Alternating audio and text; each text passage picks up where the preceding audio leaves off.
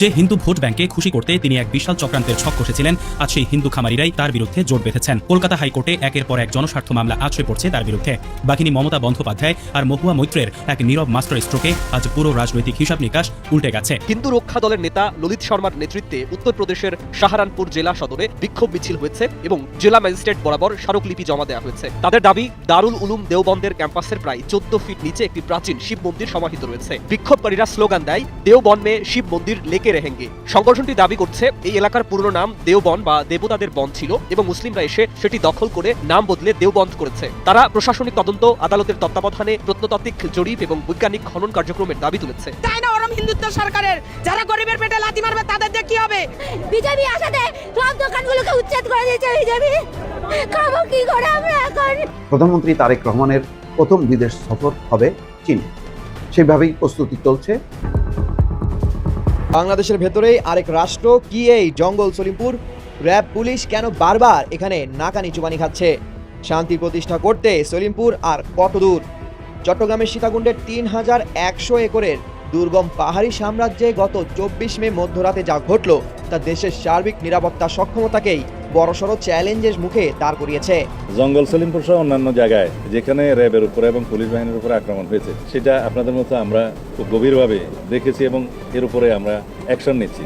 পিপিলিকার পাখা গজায় মরিবার তরে। দর্শক, শুভেন্দু অধিকারীর এবার মরণের হয়তো সময় হয়ে গিয়েছে, যার কারণেই এই শুভেন্দু অধিকারী, এই পাক্কা শয়তান, এবার হাত দিতে যাচ্ছে ভারত দেওবন্দ মাদ্রাসার দিকে হাত বাড়িয়েছে। অর্থাৎ তাদের দাবি, ভারত দেওবন্দ মাদ্রাসার নিচে একটা মন্দির আছে, যার কারণে দেওবন্দ মাদ্রাসা এবার ভাঙচুর করে গুড়িয়ে দিয়ে সেই মন্দিরটা স্থাপন করবে।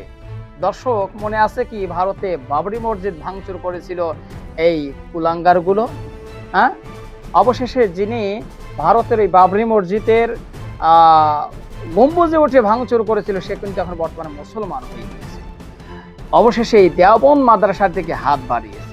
দর্শক, শয়তান ততক্ষণ পর্যন্ত শয়তানি করতে পারে যতক্ষণ পর্যন্ত শয়তানকে আল্লাহ তাআলা শয়তানি করার ক্ষমতা দেয়। যখন শয়তানের হাত আল্লাহ পাকড়াও করে, তখন শয়তানি করার ক্ষমতা আর থাকে না। কিন্তু এই শুভেন্দু অধিকারী, ভারতের বিজেপি সরকার, সে কিন্তু ক্ষমতায় আসার পর থেকেই মুসলমানকে হেনস্থা করার জন্য, মুসলমানকে বিপদে ফেলার জন্য একের পর এক নতুন নতুন আইন জারি করে এবং এবার ভারত দেওবন্দ মাদ্রাসার দিকে হাত বাড়িয়েছে। দর্শক শ্রোতা, দেওবন্দ মাদ্রাসার দিকে যদি এই শুভেন্দু অধিকারী সরকার সহ যে সমস্ত কঠোর হিন্দুত্ববাদী যারা রয়েছে, তারা যদি দেওবন্দ মাদ্রাসার দিকে হাত বাড়ায়, আমার তো বিশ্বাস ভাই, শুধু ভারতের মুসলিম তৌহিদি জনতা নয়, গোটা বিশ্বের মুসলিম তৌহিদি জনতা জেগে উঠবে। কেননা ভারত দেওবন্দ মাদ্রাসা থেকে বাংলাদেশ, পাকিস্তান এবং বিশ্বের বিভিন্ন আনাচে কানাচে থেকে অনেক মানুষ সেখান থেকে আল্লাহর ওলি হয়ে বের হয়েছে। সেই দেওবন্দ মাদ্রাসায় যদি এখন তারা হাত বাড়ায়, বুঝতেই পারছেন তাদের হাতটা কিন্তু মুসলিম তৌহিদি জনতা আমান রাখবে না, ভেঙে দিবে। এবার আসুন প্রিয় দর্শক শ্রোতা, ওই শুভেন্দু অধিকারী ক্ষমতায় আসার পর থেকে এই যে গরু কোরবানি নিয়ে নতুন একটা আইন করলো, গরু বিক্রি নিষিদ্ধ করলো, মসজিদে আজান নিষিদ্ধ করলো, রাস্তায় নামাজ নিষিদ্ধ করলো, একের পর এক মুসলিম বিদ্বেষী কাজ করেই যাচ্ছে। অবশেষে সেই হিন্দুরাই কিন্তু বিরক্তি হয়ে তার নামে অহরহ মামলা দিচ্ছে, অহরহ। কারণ হিন্দুরা বুঝে গেছে যে যেই সরকারকে আমরা ভোট দিয়ে আমরা ক্ষমতায় এনেছি, এ সরকার তো আসলে কোনো মানুষের বাচ্চা নয়। এ নিজে হিন্দুত্ববাদী কায়েম করার জন্য এখন হিন্দুদেরই পুকুরের মধ্যে ফেলছে, হিন্দুদেরই কুয়োর মধ্যে ফেলছে।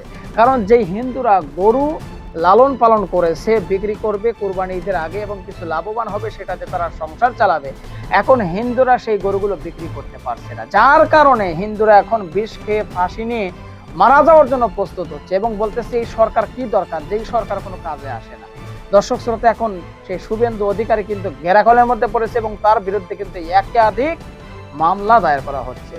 দর্শক শ্রোতা, আসলে দেখেন, খালে ফেলতে গেলে নিজেকে খালে পড়তে হয়, এটাই কিন্তু বাস্তবতা। দর্শক, খুবই গুরুত্বপূর্ণ কয়েকটা বিষয় নিয়ে আজকের এই ভিডিওটি সাজানো। আমি মনে করি সকলের এই ভিডিওটি দেখা দরকার। হ্যাঁ, সকলের এই ভিডিওটি দেখা দরকার, খুবই আকর্ষণীয় এবং গুরুত্বপূর্ণ। এপার এবং ওপার বাংলার বিষয় নিয়ে আজকে ভিডিওটি সাজানো। যেহেতু বাংলাদেশের প্রধানমন্ত্রী জনাব তারেক রহমান, তিনি কিন্তু চীন সফরে যাবে, এটা কিন্তু মোটামুটি প্রস্তুতি নেওয়া হচ্ছে, বা জুনের কয় তারিখে যেন যাবে, এটা বিশ্লেষণ শুনে আপনারা বুঝতে পারবেন। তো এই প্রধানমন্ত্রী জনাব তারেক রহমান যখন চীন সফরে যাওয়ার জন্য প্রস্তুতি নিচ্ছে, বুঝতেই পারছেন যে ভারতের নরেন্দ্র মোদীর দাদার কিন্তু ধুতির নিচে কিন্তু মনে করেন যে ঠান্ডা নেই, সেখানে কিন্তু গরম হতে শুরু করেছে, আগুন জ্বালা শুরু করে দিয়েছে। যেমন ভারতের নরেন্দ্র মোদীর ধুতির নিচে আশ্রয় নিয়েছে শেখ হাসিনা। সেই শেখ হাসিনা ছিল ভারত প্রেমী, নরেন্দ্র মোদী প্রেমী, শুভেন্দু প্রেমী। যার কারণে দেখেন একটা জিনিস, শুভেন্দু অধিকারী অনুপ্রবেশকারী যারা বাংলাদেশ থেকে অনুপ্রবেশ করেছিল ভারতে, তাদেরকে কিন্তু বের করে দিচ্ছে একের পর এক। কিন্তু সবাইরে বের করে দিলেও ভাই শেখ হাসিনাকে কিন্তু বের করে দিচ্ছে না। কেননা শেখ হাসিনা তো তাদের আসলে মনে প্রাণে লাভ ইউ, ভালোবাসার মানুষ, তাকে তো আর বের করে দেওয়া যায় না, তাই না? তো দর্শক শ্রোতা, সেই শুভেন্দু অধিকারী এবং নরেন্দ্র মোদীর অবস্থা কিন্তু ভয়াবহ হচ্ছে। কেননা ভয়াবহ হওয়াটাই স্বাভাবিক, কারণ তারা চাচ্ছিল যে ভারতের বাংলাদেশের বর্তমান প্রধানমন্ত্রী জনাব তারেক রহমান প্রথম সফরটা করুক ইন্ডিয়াতে বা ভারতে, তাদের সাথে সাক্ষাৎ করুক, কিন্তু সে কিন্তু সেটা করেনি, তিনি করছে চীনের সাথে। আর চীন হলো ভারতের 1 নম্বরের জাত শত্রু। তাহলে অবস্থাটা কোন দিকে যাচ্ছে না, খেলাটা একটু জমে উঠছে না? দর্শক চলুন কথা না বাড়াই মূল নিউজে চলে যায়। তার আগে বলবো, যারা এখন পর্যন্ত আমাদের এই চ্যানেলটি সাবস্ক্রাইব করেন নাই, প্রতিনিয়ত এই ধরনের গরম গরম খবর পেতে চ্যানেলটি সাবস্ক্রাইব করবেন। যারা করেছেন ধন্যবাদ। চলুন একটা লাইক দিয়ে মূল নিউজে চলে যাই। আমাদের সীমান্ত জুড়ে প্রায় প্রতিদিনই পিলে চমকানো ঘটনা ঘটে চলেছে। আপনারা জানেন যে বাংলাদেশ এবং ভারত সীমান্তে দীর্ঘদিন ধরে যে অমানবিক দৃশ্য চলছিল, এবং সেটা দীর্ঘদিন ধরে বিএনপির জামানাতে, বঙ্গবন্ধুর জামানাতে, শেখ হাসিনার জামানাতে, এটা কোনো অবস্থাতেই কমেনি। সীমান্তে ভারতীয় যে বর্ডার সিকিউরিটি ফোর্স বিএসএফ, তাদের অমানবিক আচরণ, নির্বিচারে গোলাগুলি, এবং সেখানে বহু হৃদয় বিদারক দৃশ্য আমাদেরকে ব্যথিত করেছে। সেই কাঁটাতারের বেড়াতে ফেলানির ঝুলন্ত লাশ, সাম্প্রতিক শতাব্দীর যে সীমান্তে যে সকল হৃদয় বিদারক দৃশ্য রচিত হয়েছে, যে পোর্ট্রেট রচিত হয়েছে, ফেলানি লাশ তার মধ্যে প্রধানতম। ভারতের সঙ্গে বাংলাদেশের যে দ্বিপাক্ষিক সম্পর্ক, এটি বলা হয় বন্ধুত্বের। আওয়ামী লীগ জামানাতে এই বন্ধুত্ব রীতিমতো গর্বের বিষয় ছিল। অনেকে এটিকে ভাই বোনের সম্পর্ক, অনেকে এটিকে স্বামী স্ত্রীর সম্পর্ক, অনেকে এটিকে লেনাদেনার সম্পর্ক। স্বয়ং সাবেক প্রধানমন্ত্রী তিনি বলেছিলেন, ভারতকে যা দিয়েছি জীবনে ভারত কখনোই এটা অস্বীকার করতে পারবে না, বা এরকম কিছু একটা অবস্থা যে এরপরে আর দেওয়ার কিছু নেই, বা এরপরে ভারত আসলে চাওয়া পাওয়ার আর কিছু থাকতে পারে না, এত কিছু ভারতকে দিয়েছি।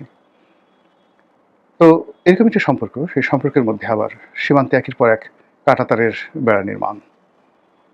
তারপর একদিকে ভারতের সঙ্গে বাংলাদেশের যে সীমান্ত বিরোধ, সেটা নিষ্পত্তি হয়ে যাওয়া, বাংলাদেশের ভিতর দিয়ে ভারতের ট্রানজিট, রেড ট্রানজিট, নৌ ট্রানজিট, আর আকাশপথের আর জলপথের ট্রানজিট তো ছিলই। তো সেখানে সীমান্তের দেয়াল উঠে যাবে।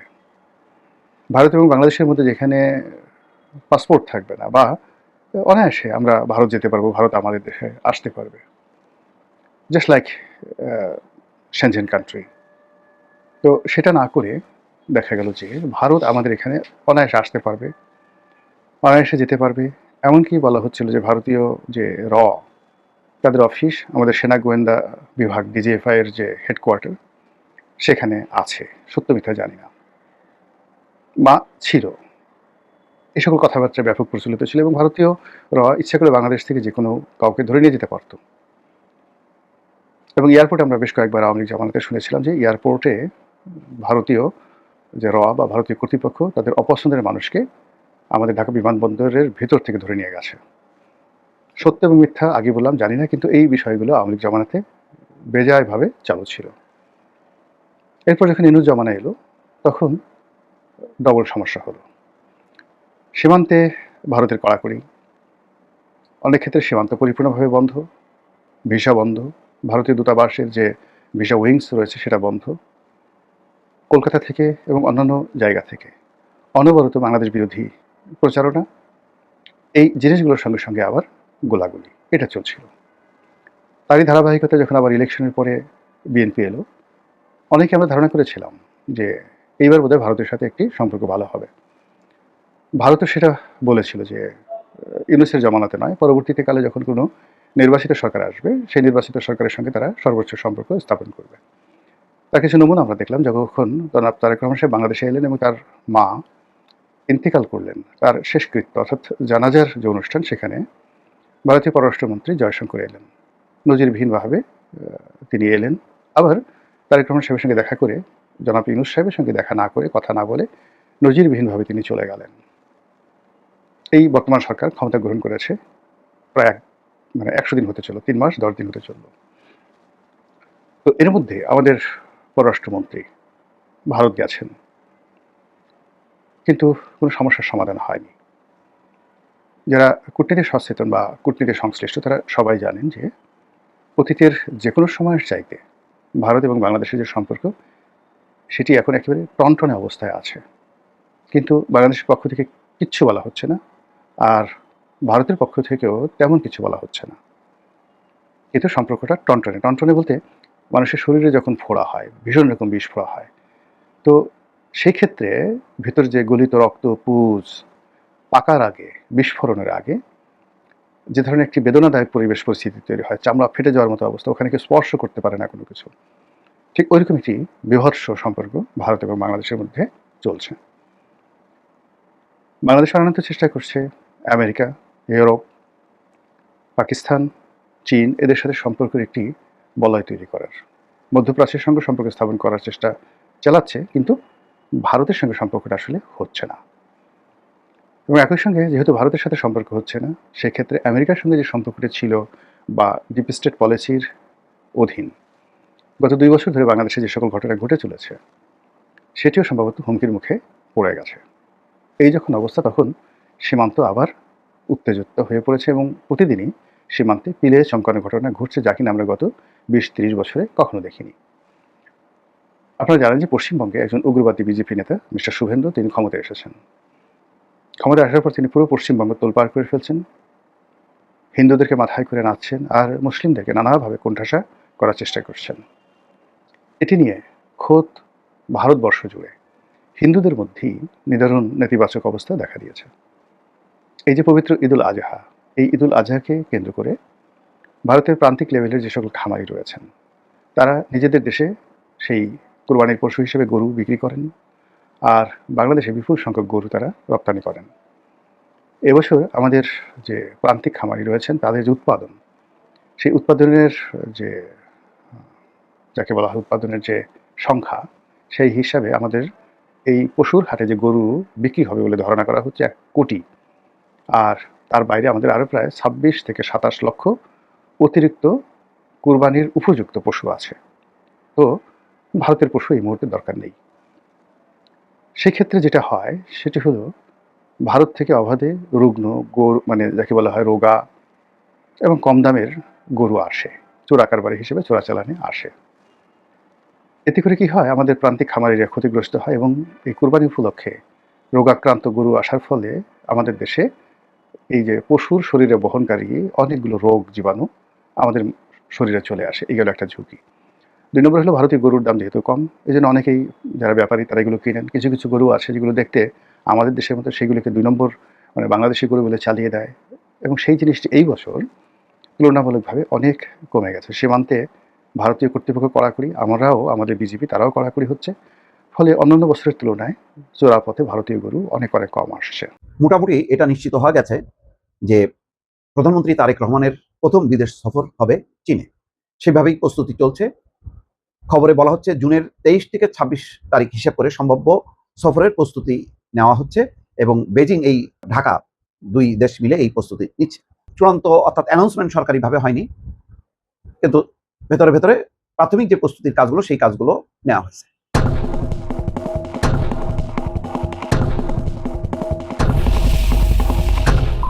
এই সফরটা নানা কারণে গুরুত্বপূর্ণ। স্বাভাবিকভাবেই লাস্ট যেই নির্বাচনটা আমরা ধরিও, যদি দ্বাদশ জাতীয় সংসদ নির্বাচন 2024-এ যে ঘটনা ঘটেছিল, সেই নির্বাচনটা আমরা যদি ধরি, তাহলে সেই নির্বাচনের পর বাংলাদেশের প্রধানমন্ত্রী তৎকালীন শেখ হাসিনা প্রথম সফরে যান ভারত, তারপর চীন। ভারত এটাকেই ধরে নেয় দক্ষিণ এশিয়ায় যেই সরকার প্রধান বা রাষ্ট্রপ্রধান নির্বাচিত হবেন তার প্রথম বিদেশ সফর হবে ভারত।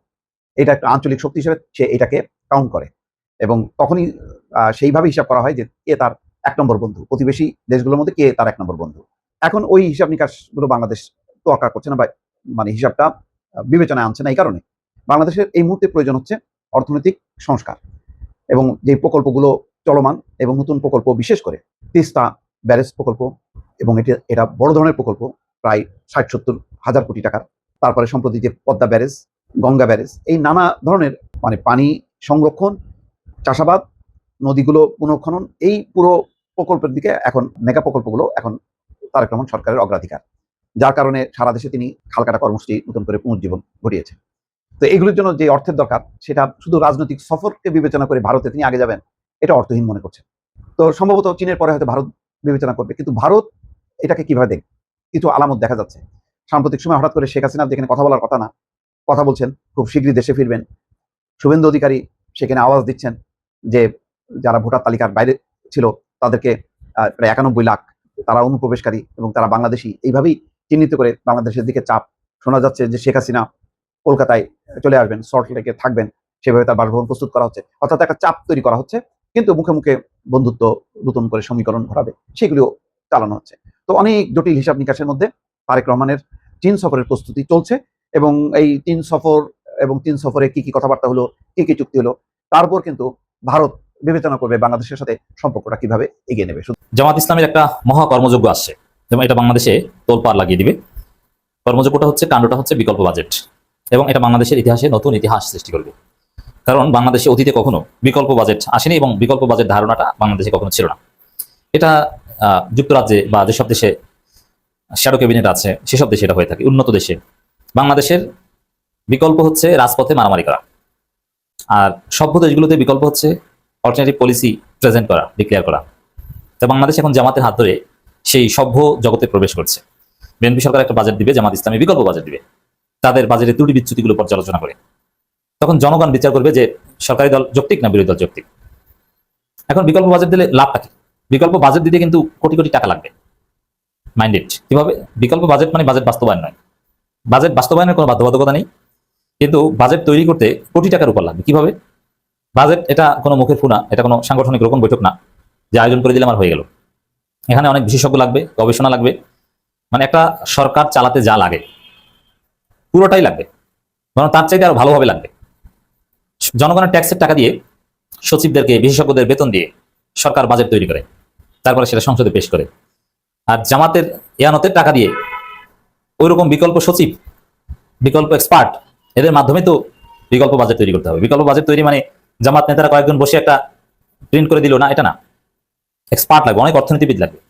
এমনকি এই জন্য সাবেক অর্থ উপদেষ্টা তত্ত্বাবধায়ক সরকারের বা কোনো থিঙ্ক ট্যাঙ্কের প্রধান, দেশে এবং বিদেশি বিভিন্ন বিশ্ববিদ্যালয়ের প্রফেসর, বাংলাদেশ ব্যাংকের সাবেক গভর্নরকেও কানেক্ট করার চেষ্টা করছে, বিভিন্ন সাবেক কোনো ব্যাংকের সাবেক এমডি, চেয়ারম্যান, বিভিন্ন আন্তর্জাতিক সংস্থার চাকরি করা উচ্চপদস্থ ব্যক্তিবর্গ, যেমন IMF বা ওয়ার্ল্ড ব্যাংকের সিনিয়র কোনো অফিসার, এদেরকেও কানেক্ট করার চেষ্টা করছে।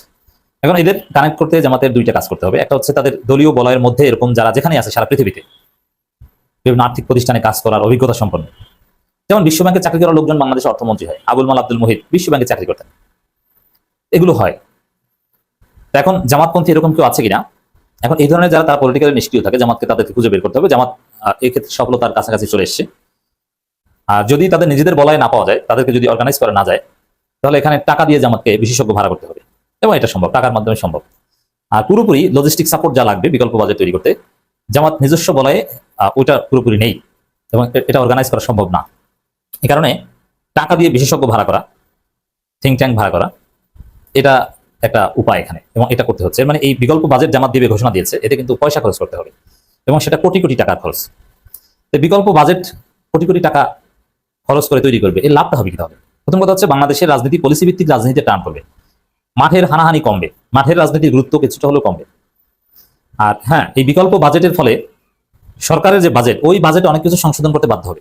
বিকল্প বাজেট ওইটার আলোকে সংসদে জামাতের এমপি কথা বলবে, এনসিপিও এখানে থাকবে, এবং বিকল্প মানে সরকার এটা বলছে এই ক্ষেত্রে এই বাজেট এত বরাদ্দ এত, এগুলো নিয়ে বলবে তারা। বাজেটটা প্রথমে পেশ করবে, তারপরে বাজেটের উপর প্রায় 1 মাস আলোচনা হবে, আলোচনার পর বাজেট পাস হবে, এবং যে বাজেট পেশ হবে তার অনেক কিছু সংশোধন হবে সংসদে আলোচনার মাধ্যমে। ওই জায়গায় জামাতের বিকল্প যে বাজেট, অনেক কিছু সেখান থেকে নিয়ে সংশোধন করে শেষ পর্যন্ত পাস করানো হবে, এটা হচ্ছে লাভ। আর এর আগে ওইভাবে বিরোধী দল কোনো অল্টারনেটিভ দিতে পারেনি, কিছু কথাবার্তা কেউ কেউ বলতো, আর সরকারি দলের নিজেদেরই কিছু সংশোধনী গ্রহণ করতো বা বিশেষজ্ঞদেরই কিছু সংশোধনী গ্রহণ করতো, এই। কিন্তু বাস্তবে যে সরকার যেভাবে চিন্তা করছে আউট অফ বক্স, বিরোধী দল অন্যভাবে চিন্তা করে সরকারকে ব্যালেন্স করতে বাধ্য করা, এটা অতীতে কখনো হয়নি, এটা এবার হবে। এই মহা কর্মযজ্ঞ নিয়ে হাজির হচ্ছে জামাত ইসলামী এবং এটা বাংলাদেশে তোলপাড় সৃষ্টি করবে, কোনো সন্দেহ নেই, এবং নতুন ইতিহাস সৃষ্টি করবে, নতুন অধ্যায় রচনা করবে। অর্থনৈতিক সাংবাদিকদের সঙ্গে জামাত ইসলামী মতবিনিময় অনুষ্ঠিত করেছে, সেখানে বলছে যে বিকল্প বাজেট দেবে জামাত। আমরা খবরটা একটু বিশ্লেষণ করছি দর্শক। জাতীয় বাজেটের মূল উদ্দেশ্য সম্পদ পুনর্বন্টনের মাধ্যমে মানুষের জীবনযাত্রা মান উন্নয়ন, কিন্তু সেই বাজেট যেন সাধারণ মানুষকে শোষণের হাতিয়ার বা অর্থ পাচারের বন্দোবস্ত না হয়, সেদিকে নজর রাখতে হবে। স্বাধীনতার পর থেকে বিগত বছরগুলোতে দেশের বাজেট জনগণের ভাগ্য পরিবর্তন হাতিয়ার হতে পারেনি। এবার গতানুগতিক ধারা থেকে বের হয়ে জুলাই গণঅভ্যুত্থান আকাঙ্ক্ষা অনুযায়ী একটি সংস্কারমূলক, জনবান্ধব ও বৈষম্যহীন স্বনির্ভর বাজেট প্রণয়ন জরুরি। অতীতের বাংলাদেশের বাজেটগুলোর অন্যতম বৈশিষ্ট্য ছিল বৈষম্য। আসলে এই ধনতান্ত্রিক কিংবা পুঁজিবাদী সিস্টেমে বৈষম্য দূর করা সম্ভব নয়। এই জন্য সমাজতান্ত্রিকরা এর সুবিধা নেওয়ার চেষ্টা করেন যে ক্যাপিটালিজম মানে হচ্ছে বৈষম্য, ধনীকে ধনী করে, গরিব গরিব করে। গ্লোবালাইজেশন ধনীকে ধনী করে, গরিবকে গরিব করে। গ্লোবালাইজেশন হচ্ছে ক্যাপিটালিজম। এজন্যে সমাজতন্ত্র লাগবে, এটা অনেকের কথা। কিন্তু এবার যেহেতু বৈষম্য মুক্ত আন্দোলনের বা বৈষম্য বিরোধী আন্দোলনের ফলে একটা নতুন বাংলাদেশ, এখানে বাজেটে বৈষম্য কমিয়ে আনার সর্বোচ্চ চেষ্টা থাকবে। এবং জামাত ইসলামী যে বিকল্প বাজেট উপস্থাপন করবে, সেখানেও gap between poor and rich, এটা ব্রিজ করার একটা চেষ্টা, এটা মেকআপ করার একটা চেষ্টা করা হবে। এই জন্য এবারের বাজেট বিএনপি সরকারও আগের চাইতে ভালো বাজেট দেওয়ার চেষ্টা করবে, যদিও বিএনপি সরকারের চ্যালেঞ্জ অনেক, টাকা পয়সা নাই। আর টাকা পয়সা না থাকলে কি করবে, যেমন অনেক সরকার করছে, যেমন কালো টাকা সাদা করা, এটা অতীতে অনেকবার করেছে। তো কি করে, এই টাকাগুলো কাজে লাগুক, ইনভেস্টমেন্ট হোক কালো টাকাগুলো। তখন বিরোধী দল বলতো না, এটা দুর্নীতি এবং কালো টাকা ইনকামের রাস্তা তৈরি করে। তখন সরকারি দল বলতো বিকল্প কি বলেন, কিন্তু বলতে পারতো না, জাস্ট বিরোধিতার খাতির বিরোধিতা। এবার জামাতকে বলতে হবে, তাহলে জামাত যদি, যেমন বিএনপি সরকার যদি কালো টাকা সাদা করার উদ্যোগ নেয়, তো জামাত বিরোধিতা করবে। এখন এটা সমাধান কি, সেটা জামাতকে বিকল্প বলতে হবে এবং বলবে, এর মধ্য দিয়ে একটা সুন্দর সমাধান বের হয়ে যাবে। বাস্তবে যেটা হতে যাচ্ছে, সরকারি দল বিরোধী দল দুই দলেরই মাথা, ব্রেইন, বিশেষজ্ঞদের ব্রেইন, জাতির বৃহৎ। দর্শক, আশা করি পুরো ভিডিওটি দেখেছেন এবং অবশ্যই আপনাদের মূল্যবান মতামতটা জানিয়ে দিবেন। পারলে ভিডিওটি শেয়ার করে সবাই দেখার সুযোগ করে দিবেন। আর আমাদের চ্যানেলে নতুন হলে সাবস্ক্রাইব করবেন, যারা করেছেন ধন্যবাদ। ভালো থাকবেন, দেখা হচ্ছে নতুন কোনো ভিডিওতে। আজকের মতো এ পর্যন্তই, আল্লাহ হাফেজ।